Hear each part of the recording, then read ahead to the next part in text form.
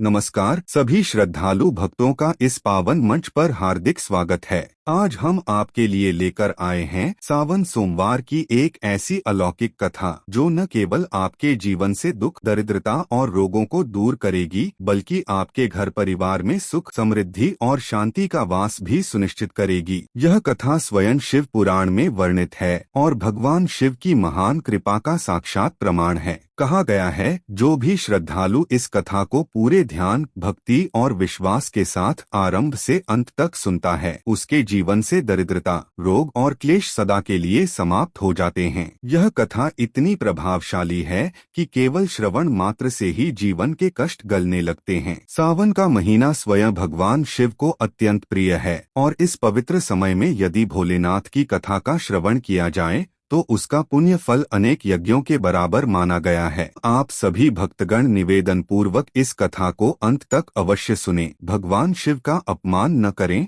उनकी कथा को लापरवाही से न लें, क्योंकि यह केवल एक कहानी नहीं बल्कि एक आध्यात्मिक अनुभव है। कथा आरंभ करने से पहले एक छोटी सी भक्ति अपील, अगर आपने अब तक इस वीडियो को लाइक नहीं किया है तो कृपया लाइक करें और कमेंट बॉक्स में दिल से हर हर महादेव अवश्य लिखें। अब बिना देर किए कथा प्रारंभ करते हैं। बहुत समय पहले की बात है। एक नगर में एक निर्धन लेकिन अत्यंत धार्मिक पंडित अपनी पत्नी और पुत्र के साथ निवास करता था। उसका पुत्र सोमनाथ था। पंडित जी प्रतिदिन प्रातःकाल स्नान कर तुलसी को जल अर्पित करते, फिर नगर भर में जाकर भगवान शिव की कथाएं सुनाते। जो भी कुछ दक्षिणा मिलती उसी से वह अपने परिवार का पालन करता। परंतु उनकी पत्नी इस दिनचर्या से संतुष्ट नहीं थी। वह स्वयं भी वर्षों से भगवान शिव की भक्त थीं। हर सावन सोमवार को व्रत रखती, उपवास करती, शिवलिंग पर जल चढ़ाती, फिर भी उनके जीवन में केवल गरीबी और अभाव ही बना रहा। धीरे धीरे उनके मन में भगवान शिव के प्रति क्रोध और निराशा भरने लगी। उन्होंने पूजा पाठ त्याग दिया। उनका विश्वास डगमगा गया। परंतु पंडित जी ने कभी भी भगवान शिव का नाम लेना नहीं छोड़ा। चाहे जीवन में कितनी भी कठिनाई आई, उन्होंने भोलेनाथ की कथा कहनी बंद नहीं की। एक दिन जब संसार की आशाएं टूटने लगीं, उनकी पत्नी अकेले बैठी शिवलिंग के समक्ष आंसू बहाते हुए कहती है, हे भोलेनाथ, हमने ऐसा क्या अपराध किया है जो जन्म भर हमें अभाव, दरिद्रता और दुख ही मिला। हमने किसी का दिल नहीं दुखाया, किसी के साथ अन्याय नहीं किया। हम दोनों दिन रात आपकी सेवा में लीन हैं, हर सोमवार व्रत रखते हैं, आपकी कथा सुनते और सुनाते हैं, फिर भी हमारी झोली हमेशा खाली क्यों रहती है? क्या हमारी भक्ति अधूरी है? क्या हमारे प्रायश्चित भी व्यर्थ हैं? वह शिव की प्रतिमा के सामने सिर झुका देती है और रोती रहती है, हे नीलकंठ, यदि कोई भूल हुई हो तो क्षमा करें, पर अब आप ही बताइए हम क्या करें। उस दिन उनका दुख इतना गहरा था कि पूरा घर जैसे मौन हो गया। परंतु यह करुण पुकार आकाश की सीमाएं लांघते हुए कैलाश तक पहुंच चुकी थी। और यहीं से आरंभ होती है वह अद्भुत लीला, जिसमें भगवान शिव स्वयं भक्तों के दुख हरते हैं।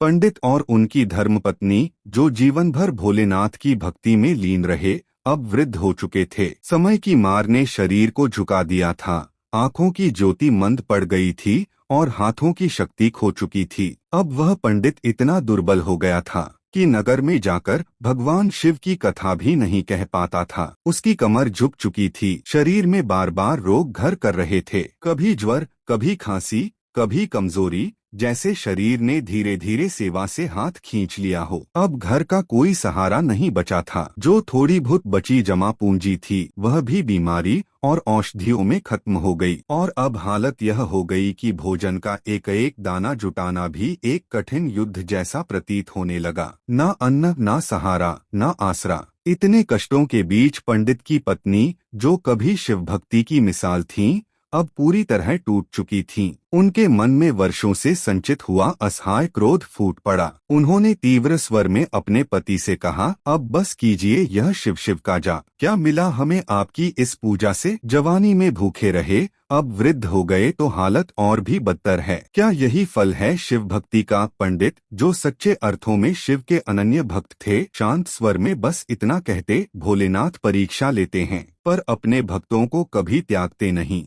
परंतु अब उनकी पत्नी का धैर्य टूट चुका था। एक दिन वह क्रोध से थरथराते स्वर में बोले, हे नाथ, आखिर कब तक यूं ही शिव की पूजा करते रहेंगे? देखिए, हमारी उम्र ढल चुकी है। हम अब भी उसी दरिद्रता में हैं जहां जीवन शुरू हुआ था। मैंने हर सावन सोमवार को उपवास रखा, बेलपत्र चढ़ाए, आंसुओं से शिवलिंग को भिगोया, पर क्या शिव ने मेरी एक भी पुकार सुनी? क्या मिला मुझे उनकी भक्ति से? मैंने सब कुछ अर्पण किया। हम जैसे गरीबों के भाग्य में कुछ लिखा ही नहीं है। शायद शिव के दरबार में हमारे लिए कोई स्थान ही नहीं। शायद यह दरिद्रता ही हमारी नियति है और इसी में तिल तिल कर मर जाना ही हमारे भाग्य का लिखा है। मित्रों, जब जीवन हर ओर से अंधकार से घिर जाए, जब आशाएं भी टूटने लगे, तब भी जो व्यक्ति ईश्वर पर अडिग विश्वास बनाए रखता है, वही सच्चा भक्त कहलाता है। पंडित की पत्नी के कठोर और पीड़ादायक वचनों को सुनकर भी वह वृद्ध पंडित एक शब्द नहीं कहता। उसका जीवन संघर्षों की अग्नि में जल चुका था। यौवन, शक्ति, संपत्ति, सब कुछ समय की धारा में बह चुका था। कभी कभी उसके भीतर की आशा भी डगमगाने लगती थी,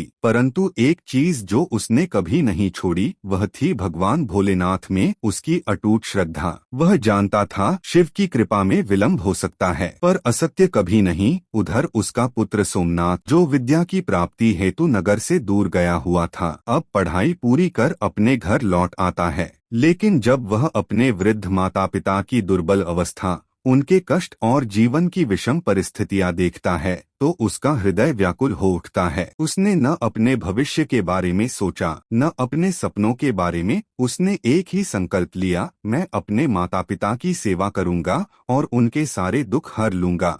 अब सोमनाथ ने अपने पिता की ही तरह नगर नगर जाकर भगवान शिव की कथाएं सुनाना आरंभ कर दिया। वह दिन रात श्रद्धा से भगवान भोलेनाथ की महिमा का गुणगान करता, लोगों को शिव की पावन कथाएं सुनाता और जो भी दक्षिणा मिलती उससे अपने परिवार का पालन पोषण करता। समय बीतता गया। सोमनाथ की विनम्रता, उसकी भक्ति, सेवा और त्याग की चर्चा धीरे धीरे नगर भर में फैलने लगी। लोग उसे अब केवल कथावाचक नहीं, बल्कि युव सन्यासी की दृष्टि से देखने लगे।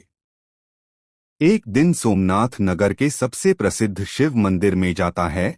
वह मंदिर जहां हजारों श्रद्धालु शिवलिंग पर जल और बेलपत्र चढ़ाते हैं, जहां भगवान शिव की पूजा स्वयं देवगण भी करते हैं। वह मंदिर में प्रवेश करता है, दीप प्रज्वलित करता है, पुष्प अर्पित करता है और फिर भक्तों से भरे उस मंडप में श्रद्धा से भरे स्वर में कथा कहता है। हे भक्तों, जो भी इस पावन कथा को सच्चे मन से श्रवण करता है, उसकी हर मनोकामना भगवान भोलेनाथ पूर्ण करते हैं। वह भक्त चाहे जितने भी कष्टों में हो, यदि वह आस्था से कथा सुने तो शिव उसकी हर पीड़ा हर लेते हैं। उसी समय भीड़ में एक विशेष व्यक्ति उपस्थित होता है, नगर का राजा। वह हर सावन के पहले सोमवार को गुप्त रूप से मंदिर आता है, साधारण वस्त्रों में, ताकि बिना किसी पहचान के भोलेनाथ के दर्शन कर सके। उस दिन भी वह वहीं था। जब उसने सोमनाथ की वाणी सुनी तो उसका हृदय जैसे कांप उठा। इस युवक के शब्दों में केवल कथा नहीं है, इसमें अनुभव की तपन है, आहों का ताप है और भक्ति का दीपक। राजा भाव विभोर हो जाता है। वह धीरे धीरे भीड़ में से मार्ग बनाता है और सोमनाथ के चरणों के पास आकर खड़ा होता है। वह, तुम्हारी कथा ने मेरे हृदय को झकझोर दिया है। तुम्हारी वाणी में केवल शब्द नहीं, बल्कि साक्षात शिव की अनुभूति है। मैं तुमसे एक विनम्र प्रार्थना करना चाहता हूँ। सोमनाथ हाथ जोड़कर कहता है, राजन, यदि मेरी कथा आपके हृदय तक पहुँची है तो यह मेरे लिए भगवान शिव का सबसे बड़ा आशीर्वाद है। आज्ञा दीजिए, मैं आपकी क्या सेवा कर सकता हूँ? राजा विनम्र स्वर में कहता है, मैं चाहता हूँ कि तुम प्रतिदिन मेरी पुत्री को यह पावन कथा सुना। मैं चाहता हूँ कि वह भी तुम्हारी वाणी से शिव की भक्ति का सार ग्रहण करे। सोमनाथ सहर्ष इस प्रस्ताव को स्वीकार करता है और इस प्रकार वह राजमहल में नियुक्त हो जाता है, राजकुमारी को प्रतिदिन भगवान शिव की कथाएं सुनाने हेतु। राजा उसके तप, त्याग और भक्ति से इतना प्रभावित होता है कि अब सोमनाथ केवल एक कथावाचक नहीं, बल्कि शिव के वास्तविक दूत की तरह मान्य हो जाता है। अब सोमनाथ प्रतिदिन राजमहल जाकर राजा की पुत्री को शिव की कथाएं सुनाने लगा। राजकुमारी भी श्रद्धा भाव से प्रत्येक कथा का श्रवण करती और जो दक्षिणा मिलती उसी से सोमनाथ अपने वृद्ध माता पिता की सेवा करता और घर का पालन पोषण करता। परंतु उसकी माता, जो स्वयं भी वर्षों तक शिव भक्ति में लीन रही थीं,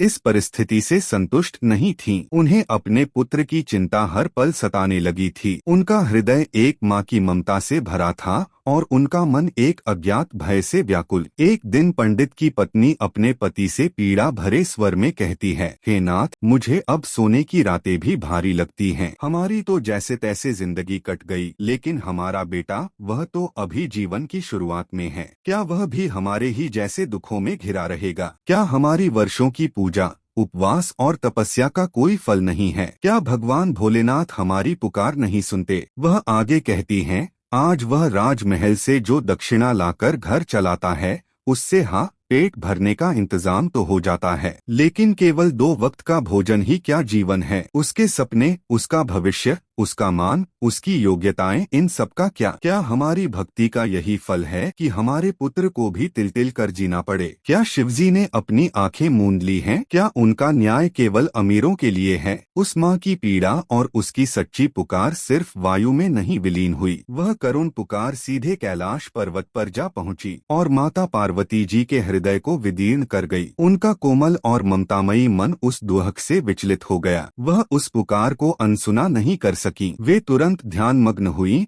और पल भर में भगवान शिव के पास जा पहुंची। भगवान शिव माता पार्वती को अकस्मात अपने समक्ष आया देख मुस्कुराते हुए बोले, हे देवी, आज आप इतनी व्याकुल क्यों हैं? अचानक मेरे पास आने का कारण अवश्य कोई विशेष होगा। कृपया बताइए, क्या बात है? माता पार्वती का हृदय भरा हुआ था। वे करुण स्वर में बोली, हे स्वामी, आप त्रिकालदर्शी हैं। भूत, भविष्य और वर्तमान सभी आपकी दृष्टि में विद्यमान हैं। फिर भी मुझसे यह पूछकर मेरी पीड़ा को और क्यों बढ़ा रहे हैं? फिर भी जब आपने पूछा है तो सुनिए, मेरी चिंता का कारण है वह वृद्ध पंडित और उसकी पत्नी। वह पंडित आपकी भक्ति में जीवन भर लीन रहा। उसने आपकी कथाएं सुनाई, बेलपत्र चढ़ाए, उपवास किए, शिवलिंग पर जल अर्पित किया, और वो भी बिना किसी स्वार्थ के। और उसकी पत्नी, उसने जब पीड़ा में भी आपको छोड़ा नहीं, जब टूटी फिर भी फिर से आपकी ओर लौटी। क्या ऐसा विश्वास व्यर्थ जाना चाहिए? हे भोलेनाथ, मैं आपसे विनती करती हूँ, कृपया अब इस दंपत्ति पर कृपा कीजिए। इस माँ की पुकार अनसुनी मत कीजिए। उनकी वर्षों की भक्ति को अब फल दीजिए। मित्रों, यहाँ से कथा एक अत्यंत चमत्कारी मोड़ लेने वाली है। अब जब स्वयं माता पार्वती ने हस्तक्षेप किया है, अब जब शिव शक्ति दोनों की दृष्टि एक भक्त पर केंद्रित है, तो क्या संभव है कि वह भक्त खाली हाथ लौटे? आगे की कथा में हम जानेंगे कि कैसे भगवान शिव अपनी दिव्य लीला से सोमनाथ और उसके माता पिता के जीवन को चमत्कारिक रूप से बदल देते हैं। मित्रों, अब वह घड़ी आ चुकी थी जब एक सच्चे भक्त के वर्षों के तप, उसकी विनम्र भक्ति और निश्चल समर्पण का फल उसे मिलने वाला था। माता पार्वती जी की करुणा और एक माँ की वेदना को सुनकर भगवान शिव का सौम्य मुख अचानक गंभीर हो उठा। उनकी आंखों में करुणा की गहराई और कृपा की झलक एक साथ दिखाई देने लगी। माता पार्वती के वचनों ने उन्हें भीतर तक स्पर्श किया और वे कोमल स्वर में बोले, हे देवी, अब और नहीं। अब उस पंडित के जीवन से समस्त दुखों का अंत होना चाहिए। हमने उसके भाग्य के उदय का बीज बो दिया है और अब वह समय आ गया है जब हमें स्वयं पृथ्वी लोक में उतरकर लीला करनी होगी। इतना कहकर भगवान शिव माता पार्वती जी के साथ कैलाश से पृथ्वी की ओर प्रस्थान करते हैं। दोनों आकाश मार्ग से नीचे उतरते हुए साधु का वेश धारण कर लेते हैं। जटाजूटधारी, हाथ में कमंडलू, भस्म से लेपे हुए शरीर, रुद्राक्ष की माला और गंभीर तेजयुक्त स्वरूप, वे पूर्णतः एक विचरण करते हुए साधु जैसे प्रतीत होते हैं। इस रूप में वे सीधे उस वृद्ध पंडित के घर जा पहुंचते हैं और फिर साधुओं की पारंपरिक पुकार गूंजती है, अलख निरंजन, अलख निरंजन, घर में कोई है। उनकी गंभीर किंतु मधुर आवाज जब आंगन में गूंजती है तो भीतर से वही वृद्ध पंडित, अब दुर्बल और थका हुआ, धीरे धीरे बाहर आता है। उसकी आंखों में थकान है, परंतु संस्कारों की विनम्रता अभी भी वैसी ही है। जैसे ही वह इन साधुओं को देखता है, दोनों हाथ जोड़कर अत्यंत श्रद्धा से कहता है, हे मुनिवर, आपका इस तुच्छ गृह में पदार्पण हुआ, यही मेरे जीवन का परम सौभाग्य है। कृपया बताइए, मैं आपकी किस प्रकार सेवा कर सकता हूँ? वह विधिपूर्वक भगवान शिव की कथा सुनाता है, जैसे वह प्रतिदिन करता आया है। हे राजकुमारी, यदि अनुमति हो तो एक बात पूछना चाहता हूँ। आप प्रतिदिन इतनी श्रद्धा से यह पावन कथा क्यों सुनती हैं? कौन सी ऐसी मनोकामना है जिसके लिए यह नियम पूर्वक श्रवण करती हैं? राजकुमारी ने शांत स्वर में उत्तर दिया, मैं एक विशेष वर की प्राप्ति के लिए यह कथा श्रद्धा पूर्वक सुनती हूँ। मैं चाहती हूँ कि मुझे ऐसा वर मिले जिसकी चर्चा केवल नगर में ही नहीं बल्कि दूर दूर तक हो, जिसके मस्तक पर चंद्र और सूर्य का तेज हो, जिसकी किस्मत इतनी उदार हो कि उसके घर में कभी किसी वस्तु की कमी न हो, और जब वह बारात लेकर आए तो वह ऐसी अनुपम, ऐसी भव्य हो जैसी किसी रानी या राजकुमारी की भी कभी न हुई हो। बस इसी अभिलाषा से मैं भगवान शिव की कथा सुनती हूँ। सोमनाथ मौन हो गया। राजकुमारी की यह बात सुनकर सोमनाथ क्षण भर के लिए मौन रह गया। उसके मन में कई विचार उठे, परंतु उसने कुछ नहीं कहा। विनम्रता से उसने राजकुमारी को प्रणाम किया और धीरे धीरे घर लौट आया। जैसे ही वह घर पहुंचा, वह सीधा उसी साधु के पास गया जो प्रतीक्षारत बैठे थे और जो वास्तव में स्वयं भगवान शिव ही थे। सोमनाथ ने उन्हें सादर प्रणाम किया और फिर राजमहल में जो कुछ हुआ वह विस्तार से कह सुनाया। राजमहल से लौटने के बाद जब सोमनाथ ने सब कुछ साधु वेशधारी भगवान भोलेनाथ को विस्तार से बताया तो भोलेनाथ मंद मंद मुस्कुराए। उनकी मुस्कान में कोई रहस्य छिपा था, कोई दैवी योजना थी जो धीरे धीरे आकार ले रही थी। फिर वे कोमल स्वर में बोले कि उसे ऐसा वर चाहिए जिसके मस्तक पर चंद्र और सूर्य का तेज हो, जिसके भाग्य में कोई कमी न हो और जिसकी बारात अनुपम और भव्य हो। तो तुम तुरंत उसे कह देना कि तुम जैसा वर चाहती हो वैसा केवल मैं ही हूँ। फिर कोई और बात किए बिना तुरंत वहाँ से लौट आना। यह कहकर भगवान शिव चुप हो गए। उनका साधु रूप भीतर से तेज से दमकने लगा,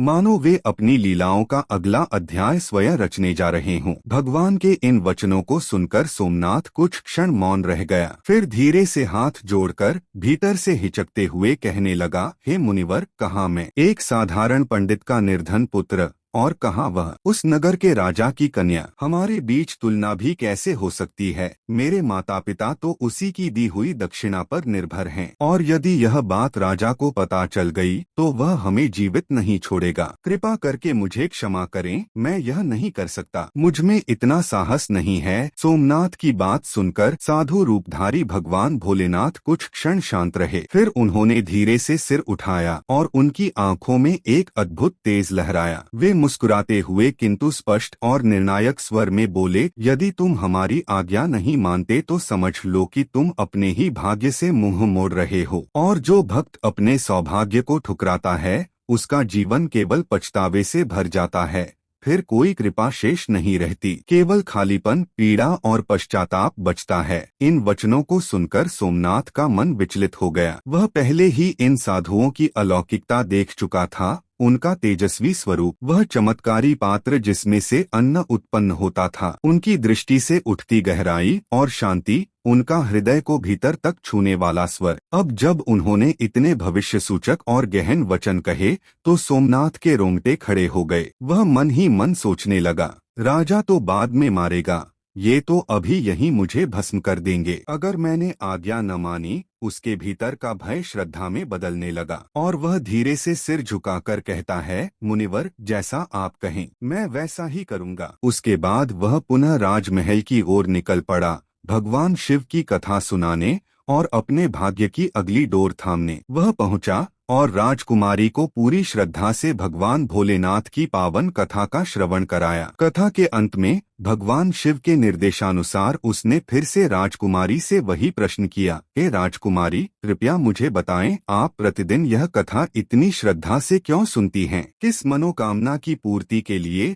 राजकुमारी ने पुनः पिछले दिन की ही भांति शांत स्वर में उत्तर दिया, मैं चाहती हूँ कि मेरा वर अद्वितीय हो, जिसके मस्तक पर सूर्य और चंद्र की छाया हो, जिसके भाग्य में कभी कोई कमी न हो, और जिसकी बारात ऐसी भव्य हो जैसी अब तक किसी रानी या राजकुमारी की भी न हुई हो। सोमनाथ ने राजकुमारी की आंखों में देखकर वह वाक्य कह दिया, हे राजकुमारी, जैसा वर आप चाहती हैं वैसा वर मैं ही हूँ। यह कहते ही वह बिना किसी और बात का इंतजार किए शीघ्रता से राजमहल से बाहर निकल गया और सीधे अपने घर की ओर दौड़ पड़ा। सोमनाथ की इस अभूतपूर्व घोषणा को सुनकर राजकुमारी की आंखें क्रोध से जल उठीं। उसके अहंकार को गहरा आघात लगा। वह तुरंत अपनी प्रिय दासी को बुलाती है और कहती है, जाओ जाकर मेरे पिताजी से कहो कि जिस पंडित को उन्होंने मेरे लिए कथा सुनाने भेजा उसने ऐसा अपमानजनक और दुस्साहसी वचन कहा है जिसे मैं कभी स्वीकार नहीं कर सकती। जब यह बात राजा तक पहुंचती है तो वह भी आग बबूला हो उठता है। वह सिंहासन पर तन कर बैठता है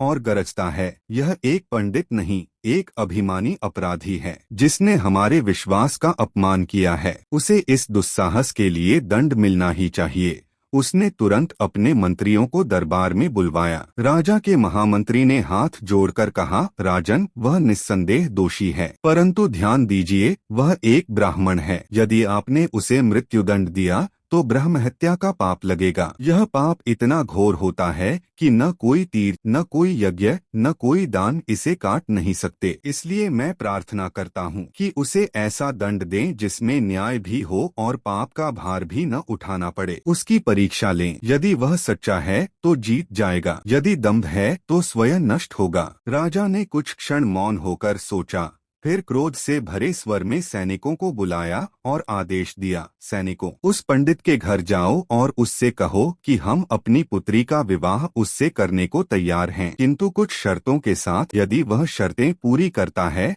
तो विवाह संभव है, अन्यथा मृत्युदंड। ये हैं 3 कठिनतम शर्तें। नगर में बारातियों के लिए अनेक बारातगृह बनाए जाएं। एक भी बारात घर खाली नहीं रहना चाहिए। हर स्थान भरा हो अतिथियों से। भोजन की व्यवस्था ऐसी हो कि न कोई भूखा रहे और न ही अन्न का एक कण भी व्यर्थ जाए, न कम पड़े न बच जाए। बारात इतनी भव्य, अनुपम और अलौकिक हो कि पूरा नगर उसकी प्रशंसा करे। ऐसी बारात हो जैसी इस धरती पर पहले कभी न देखी गई हो। यदि इनमें से कोई भी शर्त पूरी न हुई तो न केवल वर बल्कि पूरी बारात को मृत्युदंड दिया जाएगा। राजा का आदेश पाते ही सैनिक तुरंत सोमनाथ के घर की ओर कूच कर जाते हैं। उनकी तलवारों की म्यानें चमक रही थीं और चेहरों पर कठोरता थी। उधर सोमनाथ घर पहुंच चुका था। वह भयभीत था, उसका चेहरा चिंता से ढका हुआ था। वह साधु रूप में विराजमान भगवान शिव के चरणों में गिर पड़ा और बोला, हे मुनिवर, आपने जो कहा मैंने वैसा ही किया। पर राजकुमारी अत्यंत क्रोधित हो गई है। मुझे भय है, कोई बड़ा अनर्थ होने वाला है। हो सकता है कि अब राजा स्वयं मुझे दंड देने आए। तभी दरवाजे पर जोर जोर से दस्तक होती है। धम्म धम्म धम्म। सैनिक द्वार पीट रहे थे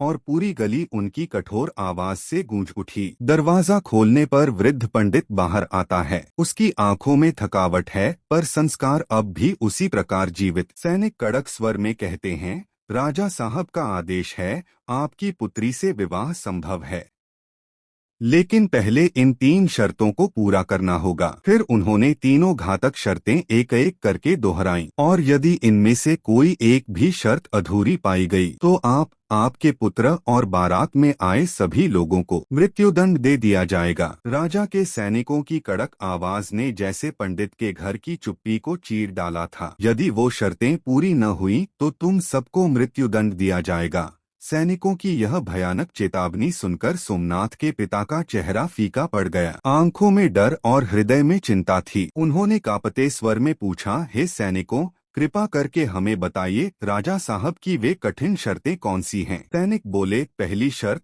बारातियों के लिए इतने बारात घर बने कि एक भी जगह खाली न हो। दूसरी शर्त, भोजन न तो कम हो न बचे, न कोई भूखा रहे, न अन्न व्यर्थ जाए। तीसरी और अंतिम शर्त, बारात ऐसी होनी चाहिए कि नगर के सभी लोग उसकी भव्यता की प्रशंसा करें, और यदि इनमें से कोई भी शर्त अधूरी पाई गई तो पूरे बारातियों को मृत्युदंड दिया जाएगा। इन बातों को सुनकर पंडित और सोमनाथ दोनों ही कांपने लगे, जैसे शरीर में रक्त का प्रवाह थम गया हो। मन में अंधकार छा गया। लेकिन तभी वहां बैठे साधु रूपी भगवान शिव अपनी शांति और गंभीरता से बोले, डरो मत, विश्वास रखो। सैनिकों को कहो कि बारात नियत समय पर पहुंचेगी और विवाह भी निश्चित रूप से संपन्न होगा। पंडित ने भगवान शिव की आज्ञा का पालन करते हुए सैनिकों से दृढ़ स्वर में कहा, आप राजा साहब से निवेदन करें कि विवाह की तैयारियां शुरू करें, बारात नियत तिथि पर आ जाएगी। सैनिक यह उत्तर लेकर राजमहल लौट गए। जब राजा को यह समाचार मिला कि पंडित की ओर से स्वीकृति मिल गई है, तो वह आश्चर्यचकित रह गया। वह सोचने लगा, आखिर इतना निर्धन ब्राह्मण इस आत्मविश्वास से कैसे कह सकता है कि वह मेरी सभी शर्तें पूरी करेगा? क्या कोई गुप्त शक्तिशाली व्यक्ति उसका साथ दे रहा है, या यह केवल पागलपन है? उसने तुरंत नगर में कई घरों को बारात घर में बदलवाया और भव्य सजावट का आदेश दे दिया। उधर सोमनाथ जब नगर में लोगों को बारात में चलने का आग्रह करता, तो सभी हंसते हुए या डरते हुए मना कर देते। हम तुम्हारी बारात में चलकर क्यों मौत बुलाएं? तुम्हें तो मरना ही है, हम क्यों मरे तुम्हारे साथ? इन शब्दों ने सोमनाथ का हृदय तोड़ दिया। वह परेशान रहने लगा, किंतु फिर भी उसने हिम्मत नहीं छोड़ी। विवाह का दिन आया, पर सोमनाथ के साथ एक भी बाराती नहीं था। उसका चेहरा चिंता से मलिन हो गया, आंखों में भय और मन में घोर निराशा। सोमनाथ का चेहरा चिंता से मलिन था। विवाह का दिन था, फिर भी उसकी आंखों में बेचैनी थी। यह देखकर साधु रूपी भगवान भोलेनाथ ने स्नेह से पूछा, हे पुत्र, आज तो तुम्हारा विवाह है, फिर भी इतनी चिंता? क्या तुम्हें अब भी मुझ पर विश्वास नहीं है? तुम क्यों भयभीत हो, जब हम स्वयं तुम्हारे साथ हैं? सोमनाथ ने थके स्वर में उत्तर दिया, हे मुनिवर, क्या कहूँ, भाग्य ही खराब है मेरा। लगता है जो लिखा है वही भोगना होगा। अब कहने से भी क्या लाभ? इतना कहकर वह मन ही मन भारी होकर तैयार हुआ और उनके साथ राजमहल की ओर चल पड़ा। जैसे ही सोमनाथ चलने लगा, भगवान शिव ने अपनी लीला का आरंभ किया। उन्होंने स्वर्ग, पाताल और पृथ्वी के सभी देवताओं, भूत प्रेतों, गंधर्वों और यक्षों को आदेश दिया कि वे मनुष्य रूप में सोमनाथ की बारात में शामिल हों। क्षण भर में दृश्य ही बदल गया। नगाड़े, शहनाई, घोड़े, हाथी, पालकी और दीपमालाएं, एक अनुपम, दिव्य और भव्य बारात धूमधाम से नगर की ओर चल पड़ी। जब बारात नगर पहुंची, तो राजा द्वारा तैयार किए गए सभी बारात घर और तंबू बारातियों से भर गए। कुछ बाराती तो बाहर खुले आकाश में खड़े हो गए। जब यह समाचार राजा को मिला कि ठहरने की जगह भी कम पड़ गई है, तो वह आश्चर्यचकित रह गया। ये कैसे संभव है? जिसके साथ कोई बाराती जाने को तैयार न था, आज उसकी बारात में इतनी भीड़ कहाँ से आ गई? राजा को अपनी आंखों से देखने की जिज्ञासा हुई और वह स्वयं उस स्थल पर पहुँच गया। भगवान शिव ने जैसे ही राजा को आते देखा, उन्होंने अपनी लीला आगे बढ़ाई। उन्होंने शुक्राचार्य और शनिदेव को दो भूखे बच्चों का रूप दिया और उन्हें जोर जोर से रोने का आदेश दिया। राजा ने जब दोनों बच्चों को विलाप करते देखा, तो वह परेशान होकर साधु शिव के पास आया और पूछा, हे महात्मा, ये दोनों बच्चे इतनी जोर जोर से क्यों रो रहे हैं? साधु भगवान शिव बोले, ये भूख से व्याकुल हैं, इन्हें भोजन स्थल तक भिजवा दीजिए। राजा ने तुरंत सैनिकों को आदेश दिया कि वे उन बच्चों को भोजन स्थल पर ले जाएं। कुछ ही देर बाद राजा के सैनिक हांफते हुए वापस आए और भयभीत होकर बोले, हे राजन, इन दोनों बच्चों ने तो पूरा भोजन अकेले ही समाप्त कर दिया है और अब भी जोर जोर से चिल्ला रहे हैं कि उन्हें और खाना चाहिए। राजा यह सुनकर आतंकित हो उठा। उसका पूरा अभिमान चूर चूर हो गया। उसे समझ आ गया था कि यह कोई साधारण घटना नहीं है, यह ईश्वरीय लीला है। अब वह राजा देर नहीं करता। वह झुककर साधु रूपी भगवान शिव के चरणों में अपने दोनों हाथ जोड़कर बैठ जाता है। हे महात्मा, अब मेरी लाज आपके ही हाथ में है, मुझे क्षमा करें। मैंने अपने अभिमान में आकर एक सच्चे भक्त की परीक्षा लेने का दुस्साहस किया। कृपा करें, मेरी त्रुटियों को क्षमा करें। अब समय आ चुका था उस विवाह का जिसमें विधि स्वयं वरमाला थामे खड़ी थी। राजा की विनती स्वीकार कर भगवान भोलेनाथ ने मुस्कुराते हुए कहा, हे राजन, अब चिंता त्यागिए। आप राजमहल लौटें और बारात की अगवानी की तैयारी करें। अब जो होना है वह लोक की दृष्टि में असंभव, लेकिन शिव के लिए सहज है। राजा ने पूरे नगर को सजवा दिया। गली गली, चौराहे, राजमहल सब दुल्हन की तरह सज उठे। सोमनाथ जब विवाह की पोशाक में निकला, तो उसका तेज किसी राजकुमार से कम नहीं था। उसके सेहरे में चंद्रमा और सूर्य की झलक थी और उसका रथ स्वर्णिम ज्योति से चमक रहा था। बारात के आगे बैंड बाजे की धुनों पर नाचते बाराती हाथों में मुद्राएं लहराते खुशियों की वर्षा कर रहे थे। नगरवासी इस दृश्य को देख विस्मित थे। अरे, ये तो वही निर्धन पंडित का बेटा है। वह उनकी आंखों में ईश्वरत्व की झलक भले न पहचान पाए, पर उसकी आत्मा जानती है कि इन अतिथियों में कोई दिव्यता छिपी है। साधु रूप में भगवान शिव विनम्र लेकिन प्रभावशाली स्वर में कहते हैं, हे सज्जन, हम आज रात्रि को आपके गृह में विश्राम करना चाहते हैं। क्या हमें एक रात का आश्रय मिल सकता है? यह सुनकर वृद्ध पंडित क्षण भर के लिए मौन हो जाता है। उसका मन द्वंद्व में डूब जाता है। ये अतिथि हैं, भूखे प्यासे मेरे द्वार पर आए हैं, इन्हें लौटाना अधर्म होगा। यदि रुष्ट हो गए तो कोई श्राप न दे दें। साधुजन की कृपा जीवन बदल सकती है, पर यदि वे नाराज हो जाएं तो वचन में आग भी होती है। लेकिन समस्या यह थी कि घर में कुछ भी नहीं था। हर दिन पुत्र जो दक्षिणा लाता था उससे तीनों का किसी तरह एक समय का भोजन ही जुट पाता था। आखिरकार गहरी सांस लेकर वृद्ध पंडित हाथ जोड़कर उन साधुओं से कहता है, हे मुनिवर, मेरा पुत्र नगर के राजा की पुत्री को भगवान भोलेनाथ की कथा सुनाता है। उसी सेवा के प्रतिफल में जो थोड़ी बहुत दक्षिणा मिलती है उसी से हम तीनों, मैं, मेरी पत्नी और मेरा पुत्र, एक समय का भोजन कर पाते हैं। मैं पूरे हृदय से आपकी सेवा करना चाहता हूँ, किंतु मैं केवल एक समय के भोजन का ही प्रबंध कर सकता हूँ। कृपया इसे मेरी असमर्थता नहीं बल्कि मेरी सच्ची श्रद्धा समझें। मित्रों, यह वाक्य केवल एक वृद्ध की विवशता नहीं थी, यह उसके भीतर छिपी भक्ति की गहराई थी। और जब स्वयं भगवान शिव उस रूप में खड़े हों तो भला वह भक्ति अनसुनी कैसे रह सकती है। पंडित की विनम्रता, उसकी आंखों में बसी करुणा और उसके जीवन की सच्चाई को देखकर साधु के वेश में खड़े भगवान भोलेनाथ मुस्कुरा उठे। उस मुस्कान में करुणा भी थी और कृपा की अनोखी आभा भी। उन्होंने अपने कमंडलू से एक दिव्य पात्र निकाला, एक ऐसा पात्र जो दिखने में सामान्य था लेकिन उसकी शक्ति अनुपम थी। भोलेनाथ ने वह पात्र पंडित की ओर बढ़ाते हुए कोमल स्वर में कहा, हे पुत्र, अब तुम अपनी पत्नी से कहो कि वह इसी पवित्र पात्र में भोजन बनाया करें। इससे हम सभी के लिए दोनों समय का भोजन सहजता से बन जाएगा। अब तुम्हारे घर में अन्न की कोई कमी नहीं रहेगी। जैसे ही उस पात्र में पहला भोजन बनाया गया, एक चमत्कार घटित हुआ। हर बार जब उस पात्र में अन्न तैयार किया गया, वह न केवल स्वादिष्ट था बल्कि प्रत्येक जन के लिए पर्याप्त भी था। सुबह हो या शाम, हर बार सबका पेट भरता गया और घर में कभी अन्न की कमी नहीं रही। यह दृश्य देख पंडित, उसकी पत्नी और उनका पुत्र सोमनाथ न केवल आश्चर्यचकित हुए बल्कि भीतर से कांप भी उठे। यह कोई साधारण साधु नहीं हो सकता, यह पात्र कोई सामान्य वस्तु नहीं है, यह लीला अवश्य ही किसी दिव्य शक्ति की है। कहीं ये स्वयं भगवान ही तो नहीं। अगली सुबह जब सोमनाथ हमेशा की भांति राजमहल जाने के लिए निकल रहा था, तभी साधु रूप धारण किए हुए भगवान शिव ने उसे मार्ग में रोक लिया। उनकी दृष्टि स्नेह से भरी थी और स्वर कोमल, हे पुत्र, तुम कहाँ जा रहे हो? सोमनाथ ने श्रद्धा से हाथ जोड़कर उत्तर दिया, हे मुनिवर, मैं प्रतिदिन की भांति नगर के राजा की पुत्री को भगवान भोलेनाथ की पावन कथा सुनाने जा रहा हूँ।